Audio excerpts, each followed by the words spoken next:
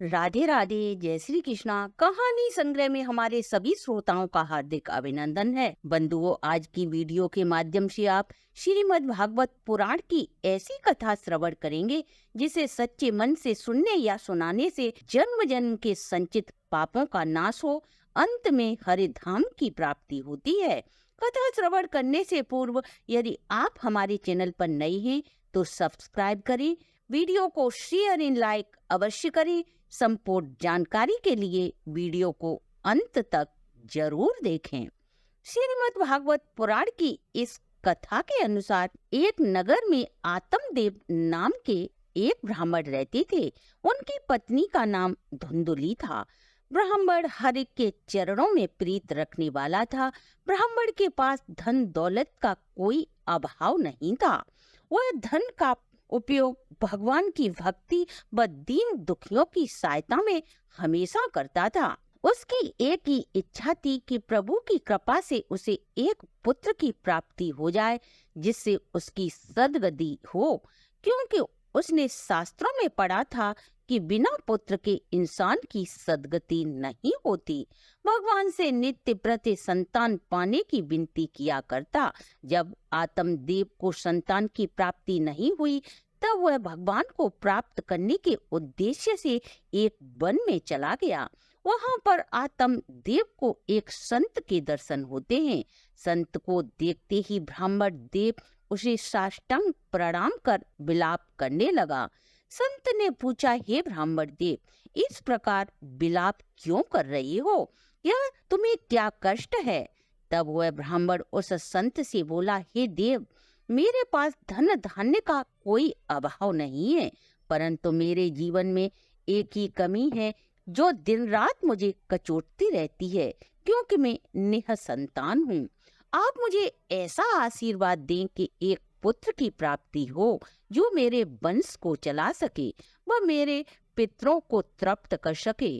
संत ने उसके मस्तक की ओर देखा और कहा, हे ब्राह्मण देव, इस जन्म में ही नहीं, आपके 7 जन्मों तक भी संतान का कोई योग नहीं है। इसलिए आप संतान की चिंता को छोड़कर प्रभु के चरणों में ध्यान लगाएं, उसी से तुम्हारा कल्याण हो जाएगा।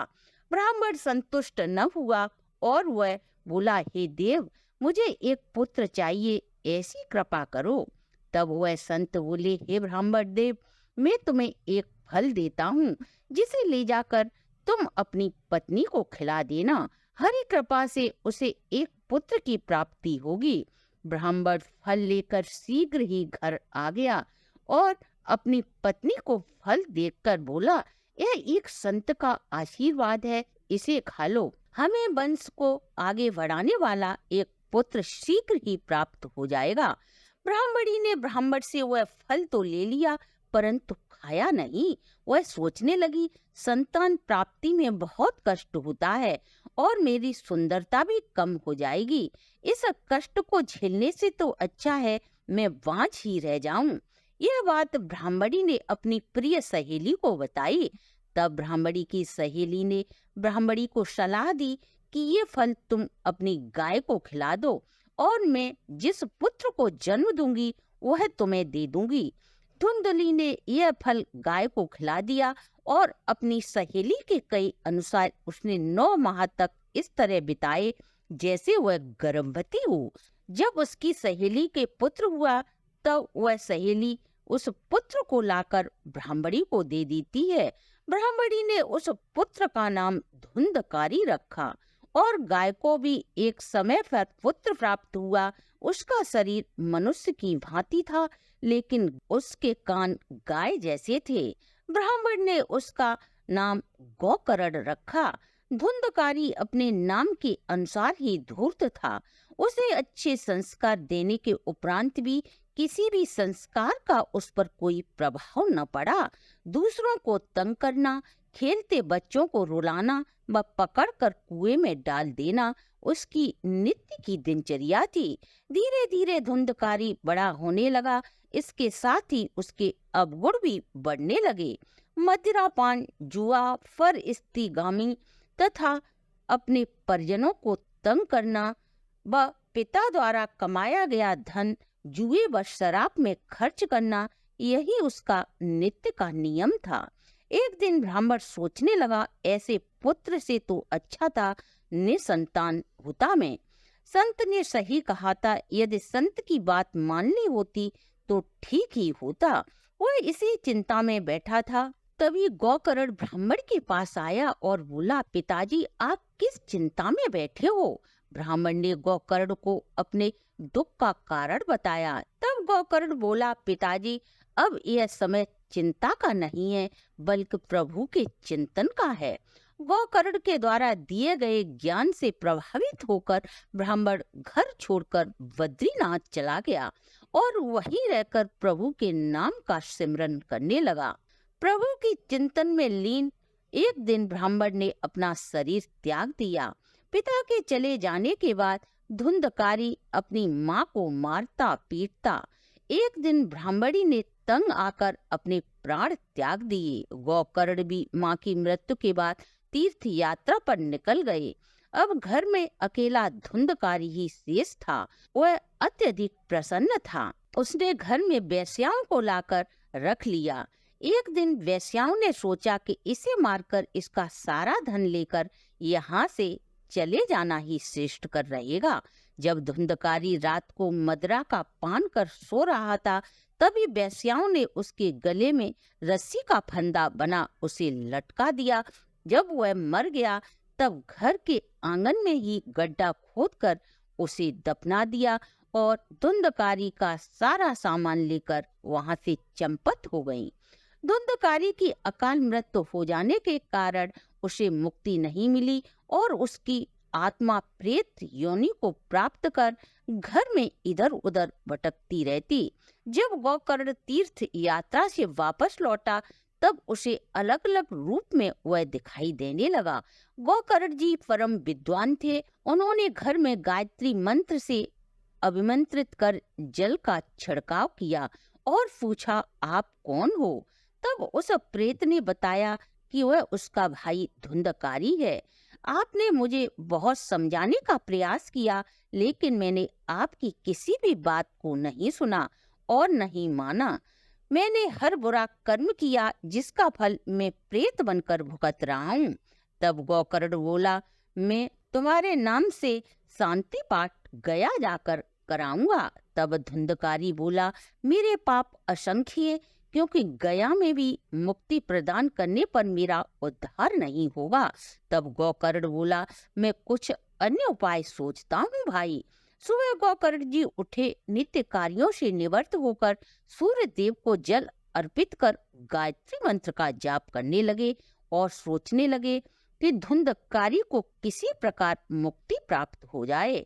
भगवान सूर्य देव का स्मरण करते हैं। तब आकाशवाणी हुई और सूर्य देव ने कहा, श्रीमद् भागवत कथा का आयोजन कर इसे सुनाओ, इसके सुनते ही इसकी मुक्ति हो जाएगी। तब गौकर्ण ने श्रीमद् भागवत कथा का पाठ कराया। समस्त नगरवासी कथा का श्रवण करने उसके यहाँ आए।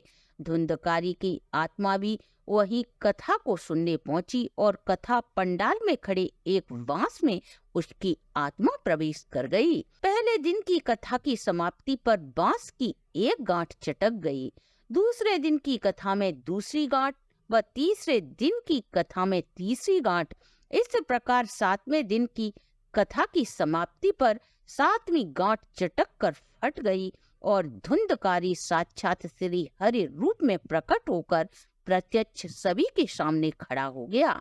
देवलोक से देवता पुष्पों की वर्षा करने लगे। भगवान के पार्षद आए और सम्मान पूर्वक धुंधकारी को ले जाने लगे। धुंधकारी ने श्रीमद् भागवत पुराण को प्रणाम किया और कहा, इसके श्रवण मात्र से मुझ जैसा पापी भी मुक्ति को प्राप्त हो गया। तब सब नगर वासियों से बोला, मैं वही पापी धुंधकारी हूँ जिसने पाप करने में कोई कसर नहीं छोड़ी। आज इस भागवत रूपी अमृत कथा का पान कर मेरे समस्त पाप नष्ट हो गए और मैं भगवान के स्वरूप को प्राप्त कर चुका हूँ। यह कहकर जब धुंधकारी विमान में आरूढ़ होकर जाने लगा, तब गौकर्ण जी बोले, मैं श्रीमद् भागवत रूपी कथा को सुनाया तथा समस्त नगर वासियों ने भी इस अमृतमयी कथा का श्रवण किया। लेकिन तब भगवान का यह विमान सिर्फ धुंधकारी को ही लेने क्यों आया? हम सबके लिए क्यों यह विमान नहीं आया? तब भगवान के पार्षद बोले, केवल कथा में आकर बैठने मात्र से ही कथा का लाभ प्राप्त नहीं होता। शरीर के साथ मन को सब विषयों से हटाकर कथा का श्रवण करना पड़ता है, जो यह सब धुंधकारी ने प्रेत योनि को प्राप्त करके भी किया।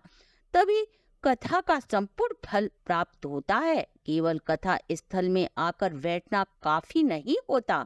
धुंधकारी दिन भर कथा को सुनता और फिर रात भर चिंतन करने से उसकी सद्गति हुई है। यहाँ बैठे प्रत्येक मनुष्य का तन कथा में था, लेकिन मन विषयों में लगा हुआ था। तब गोकर्ण जी बोले, फिर हमारा उद्धार कैसे होगा? तब भगवान के पार्षद बोले, पुनः कथा का आयोजन कर पूर्ण रूप से चित्त को एकाग्र कर प्रभु के चरणों में लगाएं और कथा सुने। गोकर्ण ने पुनः कथा का आयोजन किया।